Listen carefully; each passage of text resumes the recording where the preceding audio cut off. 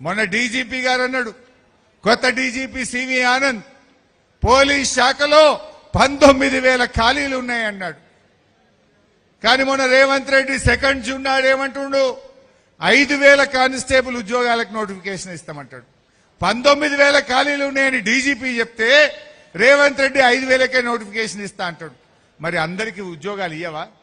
ఖాళీలున్న ఈ నిరుద్యోగ యువత ఎన్నో ఏళ్లకు ఎదురు చూస్తా ఉన్నారు. ఆనాడు కేసీఆర్ గారు ఒక్కటేసారి 17,000 కానిస్టేబుల్ ఉద్యోగాలను నియామకం చేసిండు, నోటిఫికేషన్ ఇచ్చిండు. 17,000 ఖాళీలుంటే 17,000 నింపిండు కేసీఆర్.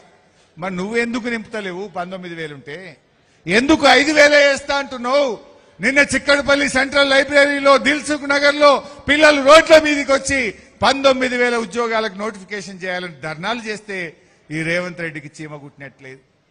ఎలక్షన్ల ముందు ఏమన్నాడు, ఉద్యోగాల నోటిఫికేషన్లు ఇస్తే అప్లికేషన్ ఫీజు ఉండదు, ఫ్రీ అన్నాడు. ఇప్పుడేం చేసిండు, 400 ఫీజు ఉంటే 800 చేసిండు, డబుల్ చేసిండు. ఎలక్షన్ల ముందు ఫ్రీ, ఎలక్షన్లు అయిపోయినాక డబుల్ ఛార్జ్.